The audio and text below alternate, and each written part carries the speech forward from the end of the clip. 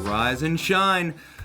Don your morning caffeine, eggs, bacon, and of course, waking up with watches. I am tmosso, your host here on Watchbox Reviews. You've got everything in front of you, and I've got everything you need. Your daily fortified precious metal content. Everything you see here is for sale, and prices are in the description. I should also mention we have a new customer service line specifically for watches you see on this channel. That's tmosso at thewatchbox.com. It's your direct line to me and my crew. We're monitoring this to assist with any purchase inquiries that you have about any of these watches. And again, full list of what's here is in the description. Jumping straight in, let's talk about something that was sent to me from outside the company. It's not actually one of our watches on offer, but rather a watch that has its own world tour. Take that, Rolling Stones. This is the H. Moser & C. Pioneer Centerseconds Funky Blue Black Edition, part of the Pioneer Tour. This is a watch that represents Moser's 2019 sports watch offering, and it is circling the globe in the hands of random Moser enthusiasts and supporters. It's recently been with watch sector personality Spanish Rob, as well as my colleague and Moser enthusiast Brandon Wood. It's with me for today. There will be a hands-on review and an Instagram video. Check out Tim_Mosso on Instagram for more about that. You can see the Moser HMC 200 movement through the case back, automatic winding, 3-day power reserve, stop seconds, full bridge and free sprung. It features a overcoil hairspring, and the hairspring, the escapement, and the balance all made in-house by Moser's subsidiary Precision Engineering. Double-crested coat Chenev, and you can see the case itself is blackened stainless steel. It has a combination of polished and satin finish to DLC with the signature Moser recessed and evacuated, in this case also coined and striated lug profiles. The watch is 42.8 millimeters in diameter and remarkably wearable. As you can see, the lugs are short, stubby, and downward turned. Now, the timepiece with the screw-down crown is water resistant to 120 meters, so it is a true sports watch in every sense. Robustly loomed. You can see the flange outboard of the dial features luminescent indices, and the dial itself is actually a 3-hand no-date with Moser's signature funky blue. It's also a gradient dial, so it fades from a sort of cobalt metallic at the center to navy blue at the edge. Also note the all-applique indices in the short span across the wrist. The watch is on a Moser perforated and ventilated factory rubber strap, which is wonderfully supple. As you can see, it twists and it turns beautifully, matched with a DLC blackened stainless steel pin buckle, which in Moser fashion features the Baroque script as well as a modern faceting and coining. Now, the timepiece is tough, it's special, it's 2019, and it could be yours. Not this one, but the Moser Pioneer Centerseconds Funky Blue Black Edition in production now. I'm supporting the company, which I love, the other manufacturer in Schaffhausen. Not mine, but this example could be yours next on the Pioneer Tour. Again, reach out to tmosso at thewatchbox.com if you're interested in being the next recipient on the Pioneer Tour. Let's jump into Rolex for a second, because I know a lot of you guys are into the brand, and you watch with bated breath wondering when Rolex is going to feature. How about right off the bat? The first actual watch we're offering for sale will be the Rolex Yachtmaster. This is a model that debuted in 2016, so I kind of feel like I was there at its birth. I have that special feeling about watches I saw at their debut at Basel or SIHH, just like I have that feeling about cars whose debut I witnessed at my home New York auto show. I always feel like they're a part of me forever. And this watch, 40 millimeters in stainless steel with full platinum bezel and dark rhodium dial, is a very special Rolex. It's thinner than a sub, it's more elegant than a sub, and you can see that in the profile of both the crown guards and the taper of the lugs. The dial is a metallic sunburst, and it's dark rhodium. It's not ruthenium. This is actually a darker version of the material you see on Swiss brass movements. So if you're wondering what rhodium is, it's the coating that you see on rhodium-coated Swiss brass movement. So you can see on the dial it's paired with lovely cyan blue accents with the counterweighted seconds hand, blue varnished, as well as the Yachtmaster script, big white gold hands and indices.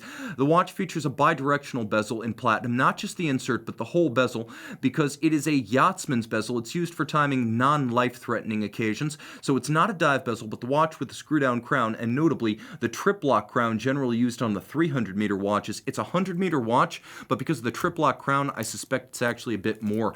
Caliber 3135, automatic winding, 48-hour power reserve, and a COSC chronometer. Wears well on my 16-centimeter circumference wrist. I go back and forth regarding whether I prefer the blue dial version of this steel platinum or the rhodium.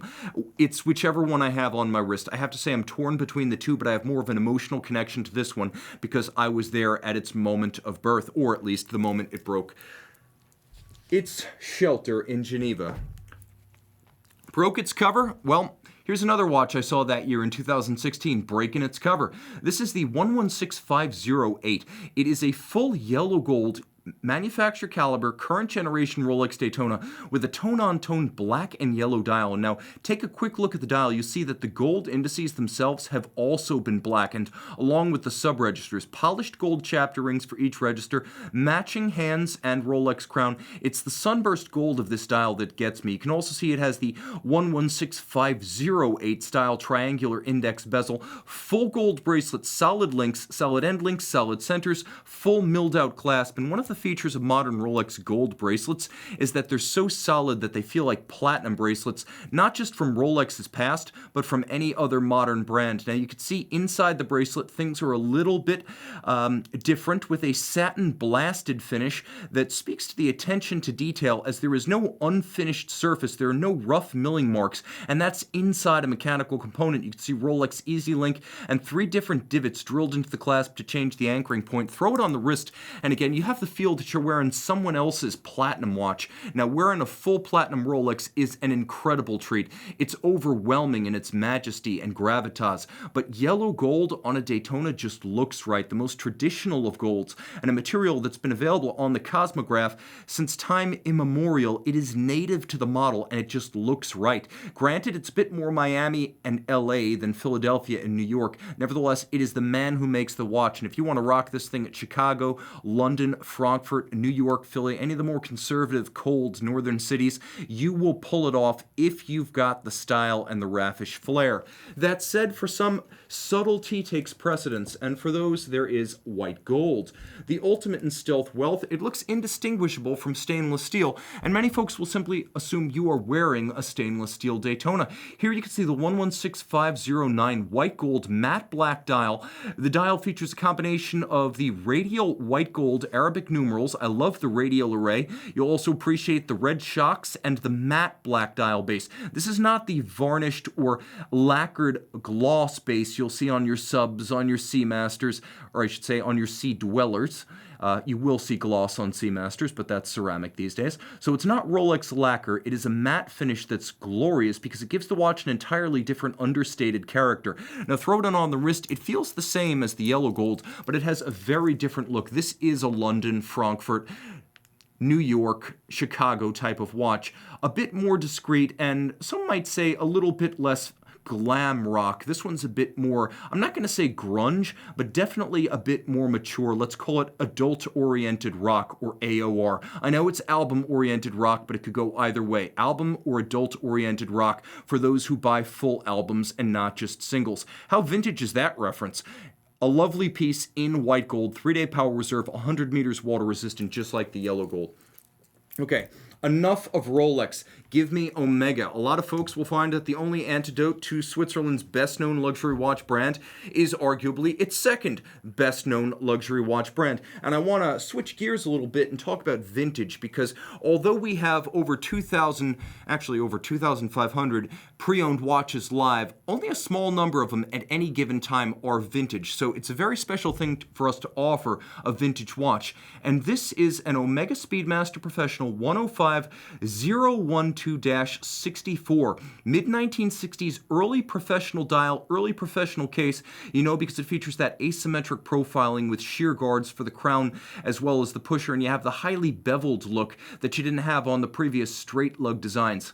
Now, it's 42 millimeters like a Moonwatch, but it's a pre-moon. Caliber 321 inside. You can see on the dial it features countersunk registers, tritium signed. The hands are original, though they do not have their original factory tritium, as over the years it has decayed and fallen out. We decided no replacements, no upgrades or renovations, all original equipment only, so we've stuck with the hands. You can see the tritium fade of the dial, as well as the T signature at 6 o'clock. You'll note a base 500 tachymeter and a dot over 90 tachymeter bezel. Again, this is original, correct, and weathered, but we're leaving it on because vintage watches are best offered intact. Now, the timepiece is fitted with a modern Omega leather strap as well as Omega pin buckle, so those components are not original, though they are factory. You can see the case back with the image of the hippocampus. Note that because of its vintage, it is a double-stepped case back, and what's inside is the caliber 321 manual wind, 18,000 vibration per hour beat rate, column wheel, and a lateral clutch.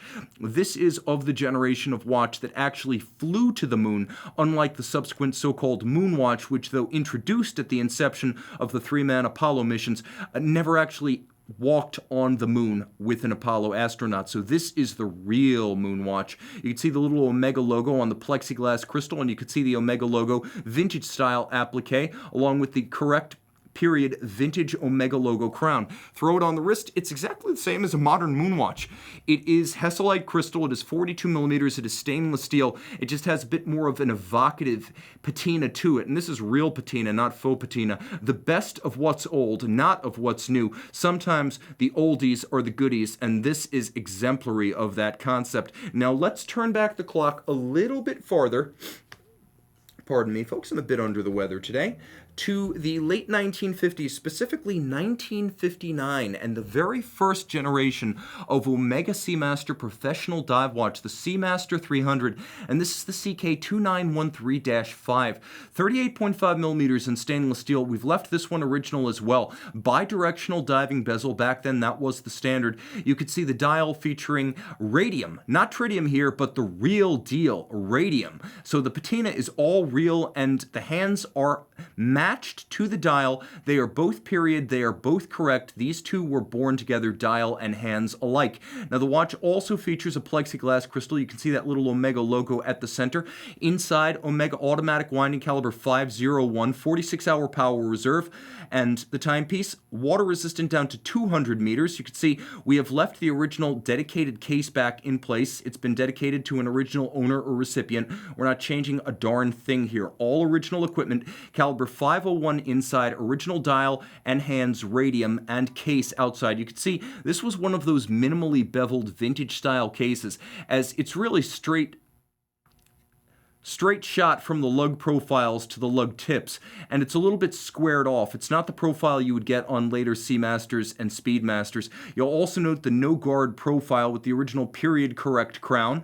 Throw it on the wrist. The timepiece is fun to wear. It's not a dive watch anymore. It's a dive style watch, as you'd have to be crazy to take a 200-meter 1959 diver into the water. Again, you have to respect the age of these watches and understand that you wear them for their evocative style and their history, not because they're going to be your daily beaters. That's just a quick recommendation to those who are not familiar with vintage. When a watch is approaching 60 years old and this one's already there, you don't want to push its limits. It's like a World War II warbird. Sure, it might have been capable of 400 miles an hour and vertical dives back in 1944, but you don't necessarily want to test those limits in the year 2019. Nevertheless, this is a wonderfully preserved piece of history, and it's going to make a wonderful antidote to the usual late 1950s Rolex big crowns and small crowns. I'll also mention that if you're into a more contemporary Omega collectible, this is a wonderful DeVille that represents what's known as the Silver Brick Road bracelet, and one of the earliest coaxials you'll find is this watch was sold in 2003 and represents early 2000s Omega coaxial style and technology with a silver sunburst dial. One of the features I love most about this is that the case is relatively slender at just over 11 millimeters. It's a timepiece that wears low on the wrist, and that is not common with the modern tri-level coaxials and display casebacks. The timepiece has an extravagant twin-level, polished and satin finished Silver Brick Road bracelet, and I have to say, all things considered, this is one of the most elegant and inventive bracelets of the 2000s. Conceived during the 1990s, it doesn't feel of the 90s. It feels as though it hasn't aged a day. It is remarkably uncompromising and formal. It's not a sports bracelet, but it is a wonderful and unusual companion to a rare and important early Omega reference. Now, you could see the lugs, which I believe are inspired by the vintage Omega reference 2637. You could see that they're shouldered and fluted to give the case a little bit more strength and definition. It's not a big watch. It has big personality, but at 37.5 millimeters, this is a very wearable timepiece. And actually, speaking of bracelets, I should mention that this CK 2913 actually comes, if you, well, pardon me, that's the 10512, but the CK2913 actually comes with its original fourth quarter 1959 manufacture 7077 bracelet with 6 end links. The model 6 end links and the 7077 bracelet are included with this watch. So I want to make clear that what you get is not what you see. You actually get more than you see when you buy this watch. Now, jumping to one more Omega that I think deserves a special mention because it's probably the most broadly impressive new Omega of the model year, competing with the ceramic Seamaster 300 meter.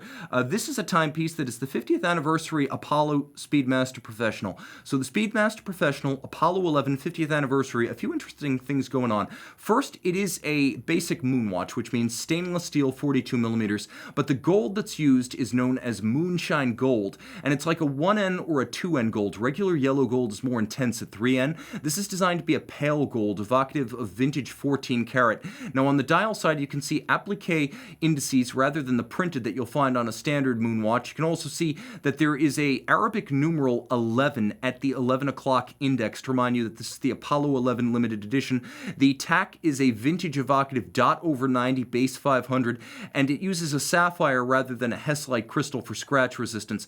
The center of the dial is actually varnished matte, so it's a varnished matte lacquer, and then the register featuring the image of the first step onto the moon by Neil Armstrong, that is actually solid gold, which has been laser etched and then blackened to fill out the form of the astronaut and the lunar module. So that's a solid gold subdial. Now the watch features the professional case, but a bracelet that's designed to evoke the 1965-ish reference 105012 that actually flew on the moon. So that reference I just showed you that's representative of the actual moonwalked watches featured a bracelet very much like this.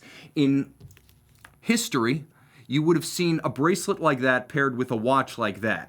So continuing on the tour of the new model, this is a limited edition that's not terribly scarce. I mean, when you're talking about 6,969 pieces, you're not talking about an absolute rarity. But this watch encompasses a number of desirable features, as well as a number of historic firsts, including the first co-axial chronometer Moonwatch caliber.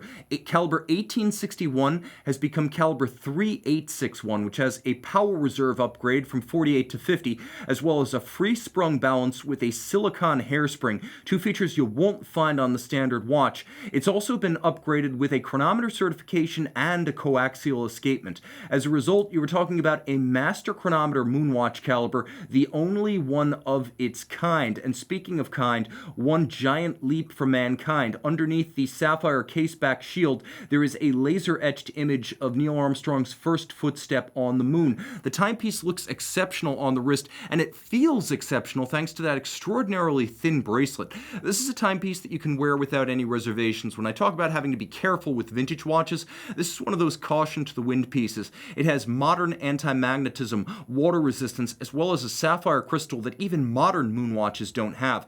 A timepiece that's technically remarkable and, as a Speedmaster special edition, a first ever, the coaxial master chronometer free-sprung Moonwatch caliber. There will not be another first. There may be another example, but first is a flag that flies forever. As I like to say, once established, it is forever unsurpassed, and one of the most attractive ever Speedmaster limited editions. Now, I've got another Speedy limited on the table, but let's talk about mainstream detox. Let's go off the mainstream for a moment with a watch that frankly doesn't get enough praise. Launched in 2005 by Breguet, this is the Breguet La Tradition.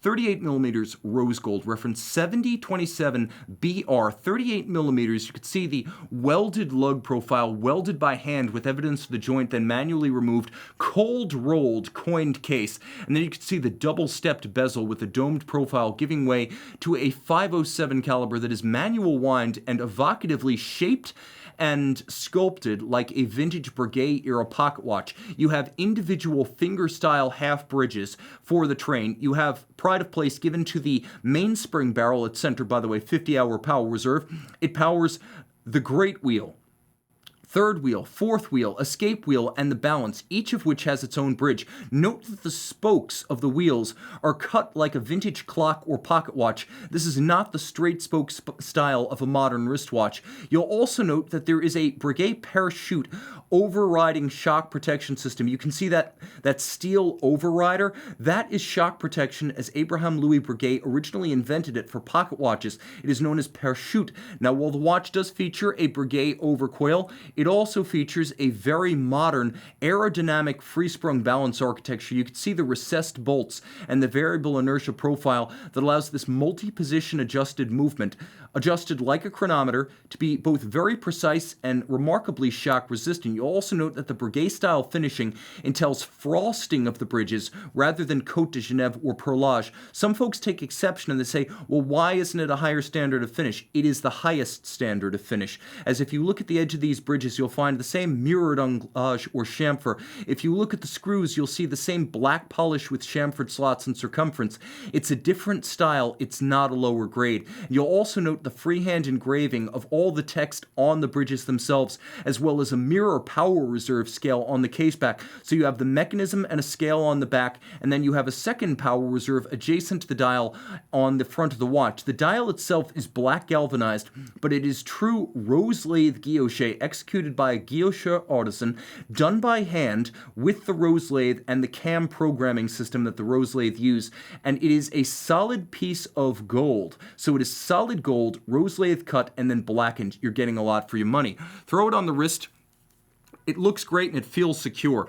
One trait that I enjoy about many Breguet dress watches is that they're fixed with bars and screws to the strap. So the strap can't be as easily jettisoned as it could on, say, a spring bar setup. So Breguet sparing no expense in the setup even of the strap and lugs. You can see it wears well on a 16-centimeter circumference wrist. It feels great. It looks like $1 million. And it's one of the best buys in true high horology dress watches today, as Breguet generally and the Tradition line underrated. Now, I told you we're going to talk about unconventional brands. Let's talk about one from the other side of the world. Grand Seiko, celebrating 20 years of Spring Drive for 2019.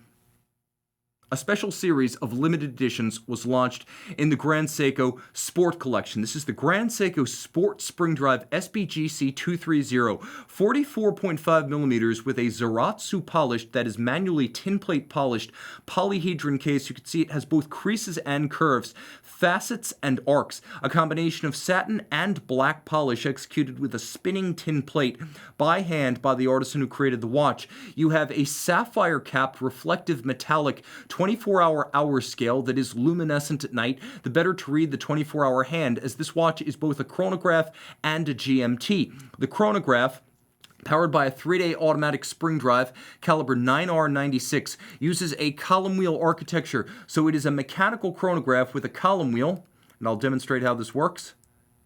A column wheel and a vertical clutch. So the vertical clutch system, which has been used on every Seiko automatic chronograph since the first in 1969, the vertical clutch system ensures smooth engagement, as well as the ability to run the chronograph continuously without wear and tear. And then the column wheel, which is a somewhat more expensive and traditional way to set up a chronograph, ensures a very precise and crisp feel. This watch is a 100-piece limited edition with a lovely galvanized and lacquered dial. Although it appears a rich burgundy gloss, it's actually a lovely burgundy gloss with a rusticated lion's mane-like texture underneath, designed to evoke the emblem of the Grand Seiko brand since 1960. Now you can see there is a power reserve indicator and a 3-day power reserve. You have chronograph minutes and hours logically located on one side, stop seconds with the 24-hour independent setting capability, and you'll note the rose gold medallion inside the rotor. That means that this spring drive limited edition of 100 pieces is actually accurate to a higher standard and by a fair margin than a standard spring drive. Standard spring drive is accurate to plus or minus 15 seconds a month. That special regulation standard, signified by the gold medallion with the lion, means this one is actually accurate to plus or minus 10 seconds per month. And spring drive, with its unidirectional governing wheel, entirely propelled by the force of the spring. No batteries, no capacitors, and no stepper motors. And this watch is a true sporting timepiece, water resistant down to 200 meters, and thus robustly swimmable. With a lovely gloss strap, you can see that there is an evacuated profile to the case so that the strap actually sits flush with no daylight shown between strap and case for a highly integrated look, and yet no impediment to the movement of the strap. 200 meters water resistant, full deployant clasp. One of the curiosities is that gold Grand Seiko deployant clasps are always made in Italy. I'm not sure, but it's a perfect fusion of East and West. I don't know who makes that clasp, but I would love to know. Throw it on the wrist, and the watch is more wearable than you'd expect for a 44.5. It's 49.6 millimeters from lug to lug, so I can wear it. It's a bomber watch, overpowering in its size and style, but ergonomically it pulls off a bit of a vanishing act. As much of the mass disappears, eyes closed, this feels like a very secure, well-fit and planted watch. Now, speaking of Grand Seiko, we have another limited edition. This one is actually a limited series of 150 pieces, a little bit smaller for those of us who prefer more discrete sizes, but just as sensational in style. This is the SBGH 254. SBGH 254 is a 44GS that is polyhedron style case, 40mm stainless steel and yellow gold 150 piece limited series. A very limited 150 pieces. That is true scarcity by the standards of, say, Omega. Now you can see a combination of yellow gold indices, yellow gold bezel, yellow gold center links on the bracelet, and you'll appreciate that the dial is a sort of brown bronze sunburst that is distinctive of Grand Seiko because of the attention to detail, as the hands, the logo, the indices, and the frame for the date have all been finished manually using diamond-tipped milling tools by artisans who just create these components for Grand Seiko dials. You can see that the centers of the Dauphine-style hands are actually satin finished, and the edges are mirrored. That's how good the detailing gets. That's how virtuosity in dial execution looks on an accessibly priced watch. Automatic movement, part of the 9S line. I believe this is 9S85. It features a 55-hour power reserve, 10 beats per second like a Zenith El Primero, or 36,000 vibrations per hour. The watch is water resistant down to 100 meters, and you can see that 44 GS case inspired by the 1967 Grand Seiko 44 GS. So this is probably the most historically famed, enduring, and I would even say iconic, if we can use that word to describe a Grand Seiko case. This is the most iconic case in the Grand Seiko line. Now, a few features I want to shout out. The complexity of the 44 GS case. The black polish that you see executed manually against the tin plate of the Zalitz machine that pulls off Zaratsu finishing, all the marks you see are just my fingerprints. This watch is spotless. But it actually has that black polish or poly noir that you'll see on small components of very expensive Swiss watches, albeit executed on a component the size of a case. This, at an accessible price, is a hand-finished watch. There is a display case back, so you can see that high-beat manufacturer automatic caliber. Okay, speaking of expensive Swiss watches, let's talk about one that is very traditional. When you get a vintage Patek Phillipe, oftentimes, if it's of the late 90s or early 2000s, you will get a display case back and a solid gold case back, both. Patek's way of showing you that they're not trying to short you the precious metal by giving you the sapphire case back. And with this Patek Phillipe 3940, a late series model, you get both. The timepiece features a display case back over the caliber 240Q, 48-hour power reserve, micro rotor automatic winding, the convenience of an automatic with the open display of a manual, and the slim profile of a manual. This watch, 36mm in rose gold, features one of the last Patek Philippe Sigma dials, the the a priori marks that arrived in the 1970s on many Swiss brands, but Patek, trying to promote the Swiss Precious Metals Trade Group that requested this signature, kept the Sigma dials on the watches into the very early 2000s. Now, why Sigma? It signifies the use of gold in the hands and the indices on this dial. Dimple-style minutes track outboard, dished sub-registers, perpetual calendar. It need not be reset until the year 2100. Throw it on the wrist and you can see the 3940 is a traditionally sized 36mm Patek Phillipe men's dress complication made between 1985, late 1985, and approximately 2006. This was a long-running model of which 7,000 examples were made but spread over several different generations and many different casebacks and metals. Each individual model is fairly scarce in its own right, so you're unlikely to see an identical example. A wonderful way to get into an iconic Patek Philippe complication and design. That said, if you want something a bit more exclusive, in 2013, Patek followed up its 2007 5159 perpetual calendar with the 5160, and the 5160R is what we have here today. It is a 5159 that has been entirely freehand engraved. You could see the engraving on the center dial. You could see it on the bezel, on the case. You could see it on the crown. Get real close here, Andrew, because you can even see it. If you look closely, you can even see that the retaining screws fixing the strap bars have themselves been freehand engraved. Engraved like a gun. That's the best way to describe it, with extraordinary banknote scrolling, and at the center of the case back, the Patek Philippe Calatrava Cross logo.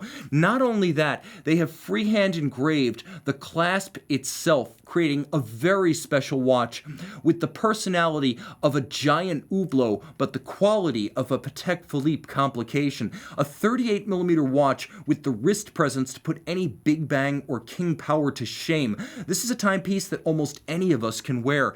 At 38mm, the size is traditional and perfectly matched to my 16cm circumference wrist, and this watch, freehand engraved, is unlike any other Patek, even other 5160s, as the freehand engraving with a burin and a hammer ensures that the same exact patterns will never be duplicated. The officer's watch case is used, an iconic form that Patek Philippe uses to reference the period during and after World War I, when pocket watches were being converted into wristwatches for the use of officers who needed both of their hands to keep their wits and, well, frankly, their head about them in the trenches. The earliest wristwatches were converted pocket watches, and the officer's watch brings in all the conventions, from the palm-style hand for the hour, to the assegai or spear-style hand for the minute, to the rotund pocket watch-like case and the bars held in place by screws, and the lugs straight shots out of the case, welded on, creating the appearance of lugs welded to a pocket watch, also retaining the hunter-style swinging hinged caseback of many early pocket watch-based wristwatches. You can even see the freehand engraving around the rim of the display caseback. Caliber 324 center rotor automatic base. You're getting the best of both worlds with the display caseback and the artisanally crafted solid caseback. On the dial side, not only do you have more engraving, but you have an unusual perpetual calendar layout for Patek, a sort of off-white silver metallic dial in a matte finish. It's a sort of opaline, as Patek would describe it.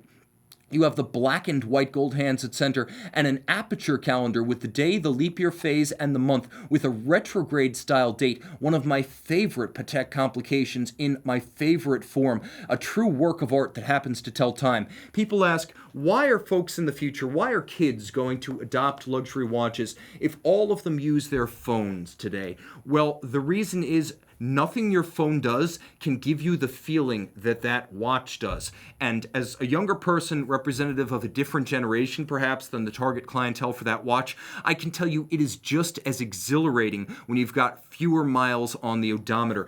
The future of the watch hobby is alive and well as long as watches stay that cool. Now let's talk about something that represents more of a high luxury diver's watch, the original dive watch from 1953, launched just before the Rolex Submariner, was the Blancpain 50 Fathoms. Jean-Jacques Victor, CEO of Blancpain, as well as Claude Riffaut and Bob Maloubier of the French military, created what we would today call a dive watch. Highly water resistant, constant seconds indicator, unidirectional rotating bezel. This was a timepiece that set the standard, the template for what would continue to be called a dive watch into the 20th century. And yes, Blancpain won the race by against Rolex by a few months to bring the first such watch to market. Now this model is the 5015 stainless steel 45mm, launched back in 2007. It hasn't aged a day. Inner Milgauss-like soft iron case to render it anti-magnetic. Hand-finished caliber 1315 3-barrel, stop seconds, quick set date, 5-position adjustment, 35 joules, free sprung for toughness, and a 5-day, 120-hour power reserve. 300 meters water resistant, throw it on the wrist. As with the Breguet and the Patek 5160, here the strap is held on by screw-fixed bars for security over the spring bar alternative used by Rolex. This is a watch with a lush bezel, capped with a sapphire. The unidirectional bezel sounds great, feels great, and thanks to the sapphire cap, it looks great, and it's fully loomed. Let's do a quick mic check of that bezel. It sounds as good as it feels. A positive feel, a wearable watch, only 50 millimeters from lug to lug, so despite its 45 millimeter measurement, it wears well on my 16 centimeter circumference wrist.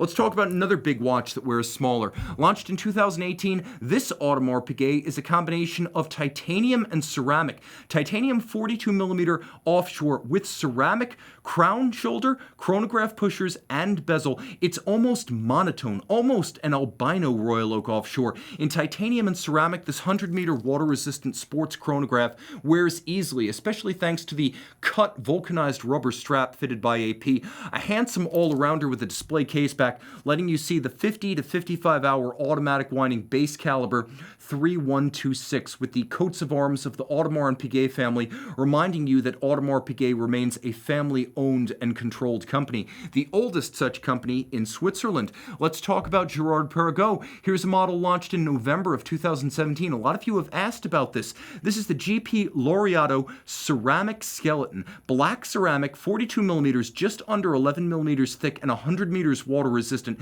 You could see, unlike, for example, the Nautilus and the Royal Oak, the bezel is a faceted mechanical component that screws in to help achieve the 100-meter water resistance. Now, you could see the blue metallic chapter ring of the bezel. You could see that this dial is fully loomed. You could see it has been electrospark erosion skeletonized and then hand finished. And you could see Girard-Perregaux caliber 1800 automatic winding with a 54-hour power reserve. This is no longer the old standby caliber 3000, 3100, or 3300. This is a next generation Girard-Perregaux caliber. And you could see that it is also free sprung for additional shock resistance and precise regulation. So this is a Girard-Perregaux removed from the norm. Feather light, almost impossible to scratch, with ceramic case, bezel, bracelet, and clasp.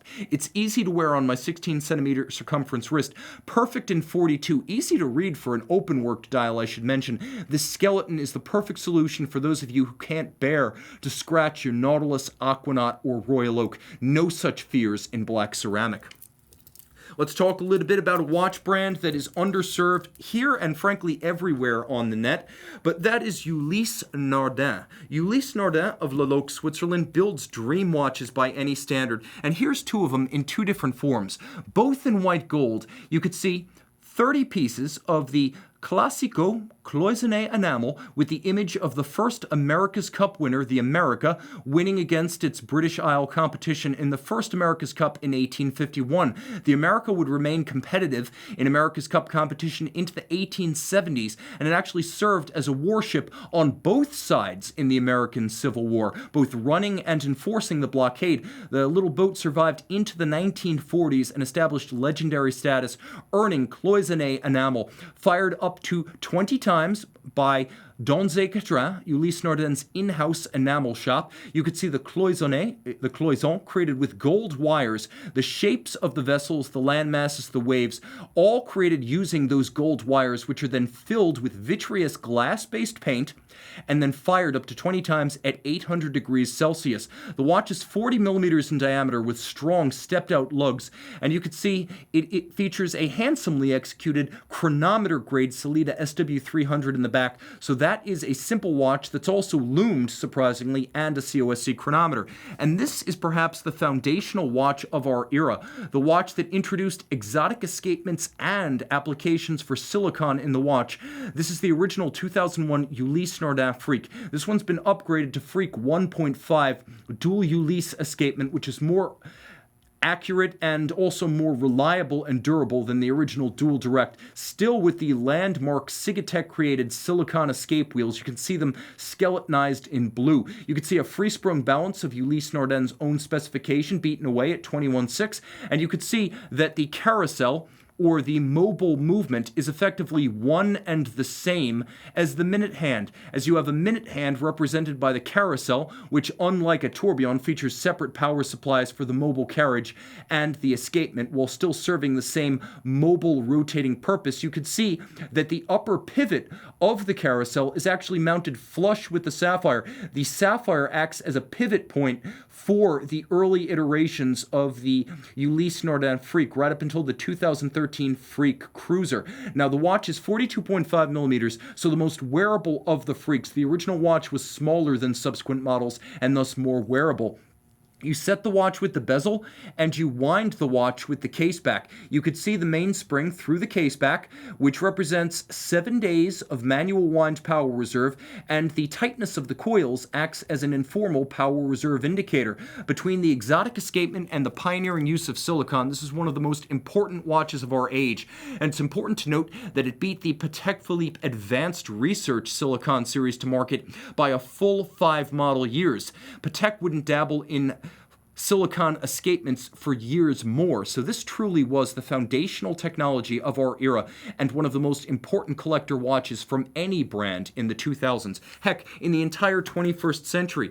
If you want a watch that represents perhaps a more conventional timepiece, nevertheless historically important white gold like those other two UNs, limited in edition to 500 pieces in white gold back in 2006, celebrating 160 years of the Ulysse Nard manufacture. This watch is known as the UN 160 chronometer. What's special about it? Well, aside from its design, which is a one-off by Ulysse Nard, the same case was used for the Macho Palladium, but not the same dial and the movement. The watch features Côte de Genève on the dial side.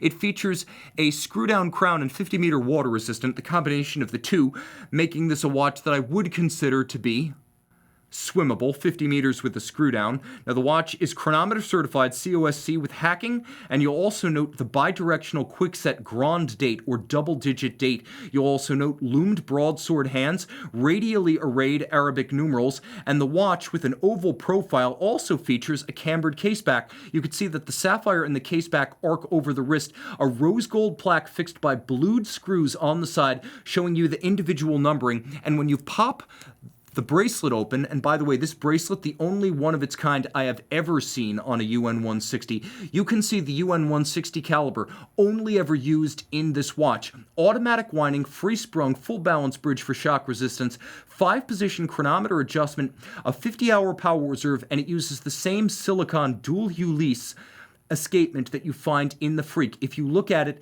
it uses the same low lift angle, double impulse silicon escapement that you find in the Freak, but without the ergonomic and aesthetic oddities. The watch wears easily on my wrist as it's only 11.2 millimeters thick, 43 millimeters wide, and approximately 45 millimeters from lug to lug. So while it has incredible mass, it also has incredible class, and it wears just as easily as it keeps chronometer grade time. A superbly accurate, special, and distinctive watch. It's as evocative of Ulysse Nard, the brand, as the Freak itself. And I dare say, with only 500 of those made, it's also scarcer than the Freak. Now let's talk about a Gemini 12 Moonwatch Special Edition from 1997. This Moonwatch Special Edition, launched in 1997, was created primarily for the Missions series. You remember the 50 watches in the suitcase from 1997? Yup, this is part of that series. They made 50 for the suitcases, 150 more in stainless steel for everyone else. Lovell and Aldrin, the Geminis, were two-person missions following the one-person Mercuries and preceding the three-person Apollos. You got a Hesalite crystal, Moonwatch caliber 1861 inside. It's exactly the same as the caliber and the watch that NASA still uses for spacewalks as well as missions to the International Space Station and in NASA craft. So you have the image that is the mission crest of the Gemini 12 of 1966 on the dial side. In every other regard, it is a classical moonwatch in fit, in feel, in mechanical specification, and one of the scarcest of the Speedmaster limited editions, with only the 200 made. Now, as we continue our tour of high horology, I have a watch from a brand almost all of us love and respect, but this is not one of the most common Zenith Chronomaster El Primero models. This Chronomaster El Primero full open is stainless steel with a full open dial. It has not been skeletonized, it has been omitted. Now you could see that this is the proper overlap, leaving the sub-seconds as well as the minutes and the hour registers readable, fully loomed with applique cantilevered overhanging indices. This watch is both 100 meters water resistant and fully loomed, so though it has dress watch size and stance, it can also be used as a sports watch. With the El Primero now 50 years young as of 2019, inside 50-hour power reserve, automatic winding, column wheel chronograph, 10 beats per second, the original high beat integrated column wheel chronograph caliber from 1969, and it wears easily on a small wrist. I don't necessarily love everything Zenith does today, but this Chronomaster case has aged gracefully, and as you can see, thanks to the 38mm case, it sits gracefully, easy to wear, lively, and very useful. It's an easy open dial to wear, and it's not one of the open dial watches that sabotages its own aesthetic with visibility of your wrist hairs through the dial. This one features a conventional, albeit blackened, El Primero caliber 400 through the case back. You could see that blackened or anthracite-coated set of brass bridges and plates. As good as it gets aesthetically, technologically, and ergonomically. Let's talk about independence one more time before we move on to arguably the ultimate independent. This is one of the few Daniel Roth watches that I have featured on the show.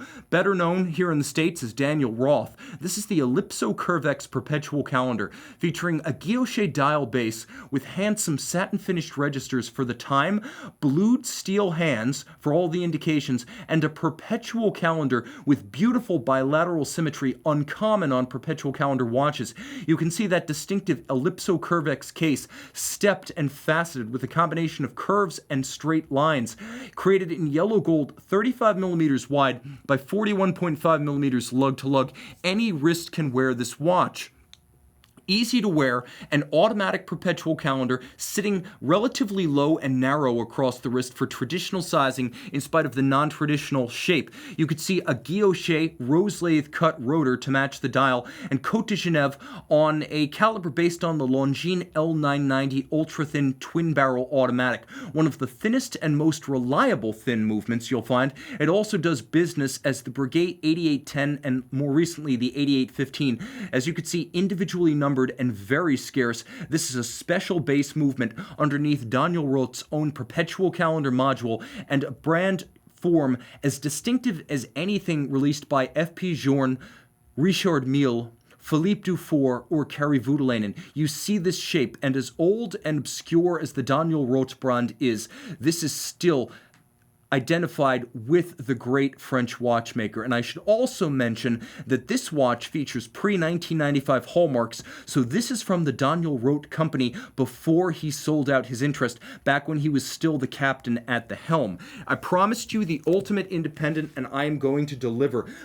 The only time on this show we have ever featured a stainless steel Greubel Forsey, and this is the Greubel Forsey Balancier USA limited edition of 11 pieces, 43.5 millimeters in stainless steel. You could see the extraordinary fired and black polished blued chapter ring for the hours, fired blue steel hands for the hours and minutes, the balance with a continuously rounded and specular or black polished bridge. You could see the bridge is black polished on both sides as well as on the arms, the cantilevered arms that bear the balance. Not only does this watch feature a manual wind 72-hour twin barrel power reserve with a needle-like power reserve indicator featuring a white gold scale, but it features a precise hacking mechanism so you could see Greubel Forsey's exclusive aerodynamic variable inertia recessed bolt balance. They make even that in-house. Free sprung, you'll note an overcoil hairspring with a Phillips terminal curve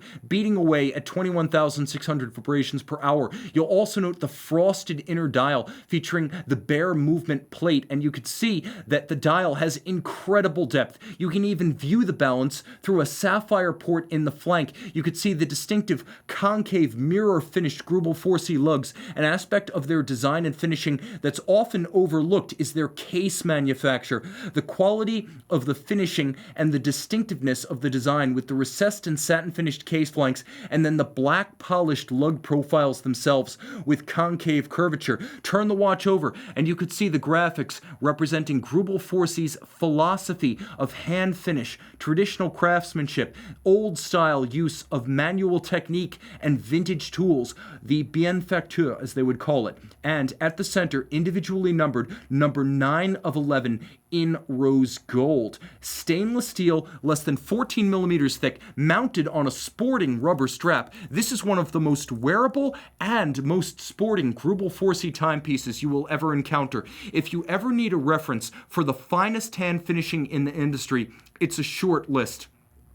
Long Unteiner, Acrivia, Philippe Dufour, and Greubel Forsey. The best of the best, now in stainless steel, and this is the USA edition. Guys, thank you for everyone who's borne with me through this epic. It was a bit of a marathon with more watches and more commentary than I anticipated. tmosso at thewatchbox.com is your direct service line for any watches you see here. It is our new purchase-centric line for the watches you see on Watchbox Reviews, so you can get the quickest questions about availability, condition, specification, rarity, and pricing direct from me and my crew. Speaking of which, thank you to my crew, including Andrew on the camera tonight, as well as the control cab. Thanks to you, thanks to the crew. Time out, Tim out, and thanks for logging on.